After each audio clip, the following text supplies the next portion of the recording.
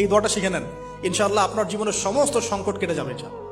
আমি নিজেও এই দোয়াটা বেশি বেশি করার চেষ্টা করি। দোয়াটা হচ্ছে, মুসা আলাইহিস সালাম একটা গাছের নিচে হেলান দিয়ে বসলেন, বসে দেখলেন দুজন মেয়ে দাঁড়িয়ে আছে দূরে, পানি নিতে পারছে না। লোকজন পানি নিয়ে যাচ্ছে, ওরা দাঁড়িয়ে আছে বেচারি। মুসা আলাইহিস সালাম গিয়ে বললেন, কি সমস্যা আপনাদের? এটা নিয়ে আপনারা আবার মেয়েদের সাথে কথা বলার চেষ্টা করেন, ঠিক আছে? তো মাহারাম গায়রা মাহারাম মেনে চলে। তারা বললেন যে আমাদের বাবা অনেক বৃদ্ধ মানুষ, আমরা পানি নিতে পারি না যতক্ষণ না আমাদের কম পানি নিয়ে চলে যায়।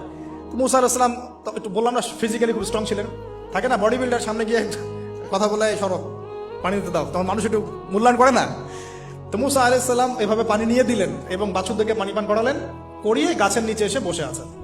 বসে বসে তিনি দোয়া করছেন, এই যে দোয়াটা তিনি দোয়া করছেন, রব্বি, একটা নেক কাজ করলেন, নেক কাজ করলেন না, মানুষের উপকার করলেন, নেক কাজ করে এসে গাছের নিচে বসে দোয়া করছে, আল্লাহ এখানে তো আমার খাবার পানি বাসস্থান কিছুই নাই, আমি কি করব? রব্বি ইন্নি লিমা আনজালতা ইলাইয়া মিন খায়রিন ফাকির, রব্বি ইন্নি লিমা আনজালতা ইলাইয়া মিন খায়রিন ফাকির। আবার বলেন, রব্বি ইন্নি লিমা আনজালতা ইলাইয়া মিন খায়রিন ফাকির। অর্থ হচ্ছে, হে আল্লাহ, তুমি তোমার পক্ষ থেকে আমার উপরে যে নিয়ামতগুলো দিবে, আমি এর জন্য ফকির হয়ে বসে আছি। আল্লাহ অর্থ বুঝে পড়বেন ভাই, নামাজ রোজা হজ যাকাত যাই করেন আল্লাহর ওয়াস্তে অর্থ বুঝে পড়বেন।